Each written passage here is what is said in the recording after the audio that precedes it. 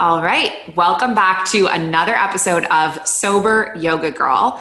I am super excited because today I have one of the Mindful Life Practice yoga teachers with me, Raquel Navarro, who's all the way in Costa Rica. And I felt like we needed to have some episodes where we get to know some of the MLPC teachers and learn more about them and what their passions were and what inspired them to get into yoga. And that's why we have Raquel here. And Raquel's the first of the teachers. So welcome, Raquel. How are you? Thank you. I'm very good. Thank you. I'm very excited to be here today. So nice to have you. And it's 7:40 p.m. in Abu Dhabi. What time is it in Costa Rica? 9:42 a.m. Wow.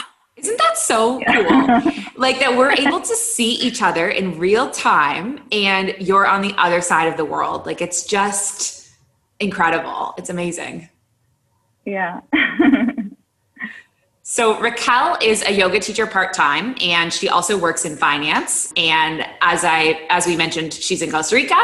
And so I would love, just to start us off, Raquel, if you could tell us a bit about yourself, like your background, your childhood, where you're from. Yeah, sure. Well, I am born and raised in Costa Rica. And really, I'm married. We were talking about that earlier. I recently got married last year, right before the pandemic started. I have two dachshunds, which are like these winter dogs, which I adore. They're like my kids.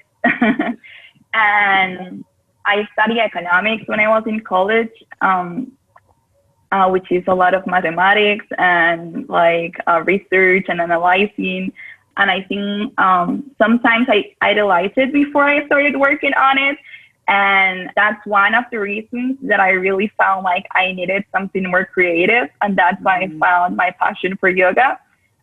So now I just super excited with my new journey on this yoga, like business entrepreneur, personal practice. I'm really excited about that. I think I have been able to explore like a new side of me that is not like this formal business, right? It's more like connecting with people, more outdoorsy. And I just adore that. Yeah, that's amazing. It sounds like it's like a real contrast from your work job and then your other job.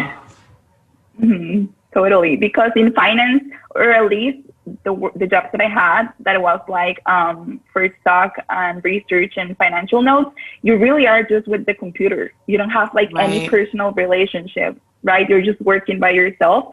So I just love that. For example, in the MLPC, the check-ins, you really have a connection with people, right? Yeah. I just really enjoy that. Yeah. That's so true.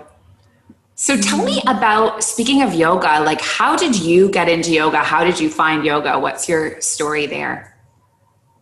Well, it's really like super random because of this like finance, I adore my job in finance, but I think I didn't like the full-time finance job. So at some point, like a couple of years ago, I remember I started thinking like, I don't feel like this is me for the rest of my life. I don't want to do like overtime every couple of months when there's earnings reports. And since my husband, he works in a property, he's a forestry engineer. He has this like super flexible schedule. I really always like, I just found like that I needed something like that, like a balance, right? And at that point, I remember like we started just thinking about some business or something that I could have just to start just moving from my full job to my part-time. And that's why we decided to do this like outdoor deck in the property. So I can just rent this space for yoga, right? Because I really like it. But I never had at that point like a full-on practice. And when we started doing the retreats on Saturdays, that's when I just fell in love with it. I think like I found more like a community, and I started like really like questioning myself if that's something that I want to explore, right? But I always felt, and I think that's part of like this insecurity, like I'm gonna be able to do it. Like I'm always so like formal, and I was like feeling like insecure of what my friends in like finance will think, right? Because it's the whole opposite. Right. But yeah, my husband was super supportive, and he helped me build it with all of the things from the properties since a pine tree plantation. We used like the pine trees from the property. So it was really special because we really did it ourselves. Like everything there is handmade by us. So it's really like a project with a lot of love. Yeah. Wow. And when did you start that? I started that in 2020, in January 2020, like the first event, but we built it like 6 months ahead of that. Yeah. Okay. Wow. And tell me about, I'm so curious about it. What types of events do you do? Okay, so at the beginning, I just online, I just look for like on Instagram and stuff like that. I look for teachers that I really found like I liked the vibes that they channel. And I remember one of the first one was this Argentine girl that is called Jani. And I think it was like the universe helping me with this because she really is until today like a really good friend. Wow. And I don't know, like every single time that I found someone, it's really nice because I feel like it confirms that I'm on the right path. Like I'm really happy every time we do it. But yeah, like basically the events are like people get like at 9 a.m. We do a hike, like a 1 hour hike. We do a meditation on the top of the hiking trail, and then we come back to the deck. We do the class. And then we do like a very small like snack. Like I do like a banana bread or like vegan cheesecake or something, and with coffee, and that's pretty much it. That's amazing. And so the people that join, are they local people? Is it tourists? I guess with COVID there hasn't been tourism much, right? Exactly. Yeah. Like tourists has been through Airbnb. But yeah, like Airbnb gets a bunch of the percentage off. So most of the people are from Costa Rica, and most of them, they go like one time. Like they're not like full on customers, like they come back and come back. It's more like they join for the retreat if that like catches their eye, the intention or something like that. So they go. I have a couple that they usually come back, but yeah, it's always like students from the teachers that go, or like if they like the idea of the retreat, they visit. Yeah. Oh, that's amazing. That's so incredible. Yeah. And what is your vision for your retreats in the future? Well, part of my decision to move part-time is because I always thought that when I had kids, I wanted to stop working on finance. So I was thinking maybe like be more on the property and offer more classes in the week. That currently I don't do that because I have to work in the city. So that's an idea that I want to explore, like see how it feels, because obviously I don't know, I haven't been pregnant. If I want to like still work in finance, like, or just move out of the city. But yeah, like in August, I'm going to start like one like monthly class with a married couple. Yeah, so maybe do like a small group like in weekdays. That's something that I would like to do. Yeah. Oh, that sounds amazing. I would love to come. As you're talking about it, I'm just like, we need to do an MLPC retreat in Costa Rica. Like, it would just be incredible. Yeah, that'll be so cool. I think Siobhan was the one that mentioned that. Like, I was telling her, like, you should do something, and I for sure will go whenever you plan that. It would be amazing. It would be incredible. Yeah. Mm-hmm. So what has your yoga practice helped you with? Like, what have you gotten from it? Well, at first, really, I'm like a very outgoing and very active person. So sometimes like I'm very, I don't know, like I get tired. Like, how can I say that in English? Like I burn out myself. Like I try to do all of this different stuff. So I think like yoga really like calms me down. It helps me like identify what is my next move, right? And just relieve me of any stress. I'm very like, I want to have everything scheduled. I'm very like OCD. So I think that's something that really helps me see that I cannot control stuff. And I think yoga is perfect for that because you cannot attach to ideals or expectations. You just have to go with it. And even, for example, the retreats that we do here in Costa Rica, at first we didn't have a roof on the deck. It was just an outdoor with the trees even coming from the deck. We didn't cut anything. And I remember when it started raining or something like that, I was so anxious. And I at that time I noticed that really I had just to let go of everything, because even when it rains, like everyone was super happy just going with the right, like with jackets and stuff, and they just enjoy. So I think that's part of what I get, like just remember that I just have to enjoy the journey and then attach to any expectations and just go with the flow. Yeah, absolutely. Like I just came from my yoga teacher training and we're talking about the yamas and the niyamas and the philosophy of yoga. And like that's kind of stuff can really change your life. Hey, like change the way you think, change the way you process things, change the way you relate to the world. It's true. Yeah. So tell me about what would you, I guess, why did you want to be a yoga teacher? Yeah, well, as I was telling you before, like I think like the first year, well, the whole 2020, I paid teachers to give the classes. Right. Obviously, I didn't gain much because I was giving all of the profit basically to pay the hour. And the other part was going just through maintenance, like for the trails and stuff. And I remember like at the beginning, I said like, I want to do this because every time that I pay like the fee for the teacher, I can myself take the retreat. Like it was going to be like a win-win situation, right? But yeah, I don't know, like before we gave the classes, I started talking with the teachers, and they always said, like a couple of them just said, like, why don't you do it? Like, why don't you take the course and you can do it yourself, right? Yeah. And I think that opened like that window of opportunity. And yeah, like on October of last year, that's when 2020, that's when I remember that I decided that I wanted to do it. I did like a lot of research because I was not like very sure like which should be the teacher, of if I should do it here in Costa Rica or in another country. And I remember for me, since I work during the week, I needed to do it, like I need to do it online because of my time that I had available. But yeah, I really enjoy it, and I think it was super challenging because it was like 7 hours a day, because I get the intense one. I could select, like I remember, I think it was 3 months, something like that, or doing like in 3 weeks. So I selected the 3 weeks, and I just did my part-time job, and then the whole rest of the day I dedicated that to yoga.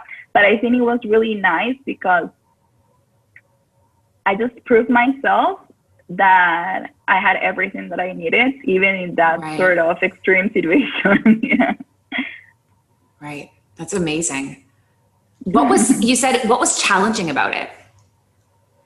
Well, for me, first, learning so much about stuff that I really didn't even understand. Like, for example, I heard like Sanskrit before, but really understanding all of the meaning and background. When I started the teacher training, I think I really didn't know anything about the history of yoga.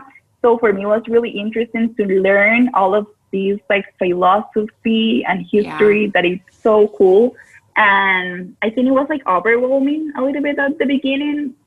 And yeah, I remember like we learned like everything in Sanskrit, but we understood the meaning behind it. So yeah, like that was really cool. And then just like doing so much hours of yoga every day, because I remember we had like, it was like for me, the 200 was really like physical. So we had to do like 2 hours every morning of yoga. And then we have to watch like the the practice teaching. And then I have to record myself, just it was online. So it took me like 4 hours a day, just physical on yoga. So, and I remember I had to ask my mom to come to my house because I didn't have anyone who could record as a student. So my mom helped me on the videos. Wow. Yeah. So yours sounds like it was was it a lot of on-demand content? Like how did it work? We have both. Like every single morning we have the recorded classes, which were the 2 hours classes. And we have two people that were given the class, like Troy, and then another girl that I could not remember the name, that was like his assistant. And then every week we had one call live on like Thursdays, I remember. And then on Saturdays it was like the whole morning. So yeah, it was like pretty intense for a few weeks. Wow. Yeah, that's a lot.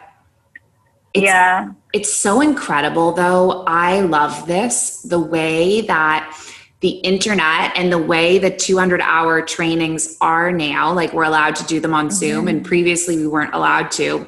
And it just makes yoga so much more accessible to people all over the world, you know? Like, it can reach, you know, in our class, you were in the module 1. That's how we know each other, actually. Raquel won the competition for the first module that I ever did of yoga teacher training. And, you know, we had you in the Cayman Islands, we had Emily in Kuwait, we had Emma in Abu Dhabi, we had Matt in the UK, we had Lee in the United States. Who am I missing? We had the girl in Greece, Alex. Oh, Alexandra in Greece. Yeah. Yes. Yeah. And so we hit, like, you know, every single person was in a different country, and it was just so amazing that you could fit these classes in with the rest of your life. You know, some people had kids at home, people were coming home from work, like, and previously, you know, for me, when I did my yoga teacher trainings, I took a full month out of my life and went to stay somewhere to do it, which is amazing, but it's really inaccessible for a lot of people. And it's pretty cool the way Zoom has brought that into our homes. And I think it's more cool for me when I think now back on it. I think it's more valuable because you can just pause and you have the person full attention on you, right? Like if you're in a Zoom class, it's not like you're in an open space with a bunch of people. It's more like intimate, I think, and you have like a more close connection with everyone on the training. So I do think it has a lot of props, like better options than doing it on site. And also, like if you have classes that are recorded, you can pause and you can like copy all of the notes that you want to take. As if we're live, you can lose, like, right? You're not gonna say like, can you stop just for a minute and repeat everything again? Yeah. A bunch of times. So that's really nice. Like I think that's cool. Yeah. And I think I have to admit, like, I do live stuff now. Sometimes some live events, some live workshops. But I find now it's harder for me to get that close connection with people because on Zoom, you're exactly right. We see their face, you see their name, you see a bit into their life. Whereas in real life, it takes a little bit longer now to build that connection. So that's interesting that you've felt the same thing. And I think when I took the course, everyone was in the States. There was just like one girl in Spain.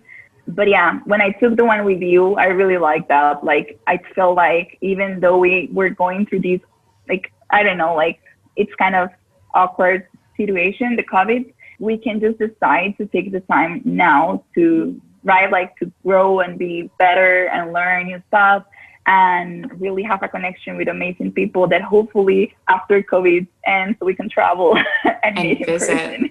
Yeah, absolutely. So I have a question for you. If you had advice for someone who was curious about yoga, interested in starting a yoga journey, what would you recommend to them?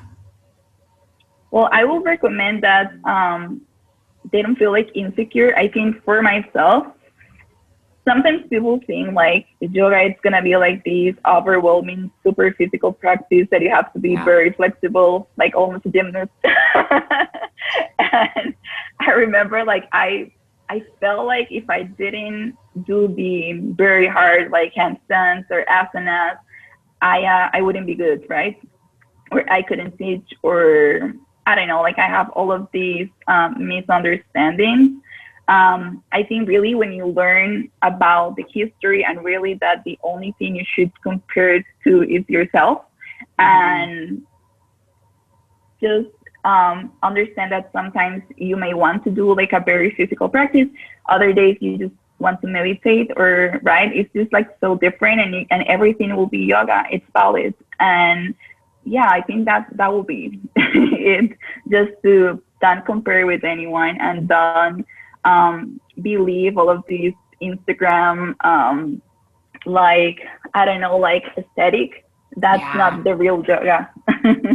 Yeah, absolutely. And that's a really good, I like to say in my classes, like, what we're doing is not competitive, it's collective. And I think sometimes we think that we feel competitive in the yoga class environment, but in reality, we're all here to get better together, to get better mentally, to get better physically, to get stronger. And it's not about the actual poses. And I think that took me years, even as a yoga teacher, to realize, you see all this stuff on Instagram and you want to be that way. And exactly what you said, like, don't believe the Instagram aesthetic. I love that. Yeah. And I think something else is to find a teacher that suits you. Because, for example, when I started looking for yoga teacher training, I'm a very I really like talking with people. Yeah. And I remember the first time that I went to school just to see if I will enroll there, it was here in Costa Rica. And when I got to the studio, no one welcomed me at the door. And then I remember there was just like one girl sitting alone in the floor meditating, and I was like, I'm not sure what I should do, right? And then she told me that you have to remove your shoes, you sit on the ground and don't talk. And then we sang mantras like for 2 hours, and then we do like a 2-hour class. And I really felt like I didn't like it. Mm-hmm. Thank God I gave myself the opportunity to try it somewhere else. Yeah. And I think really to find a space where you feel comfortable, right?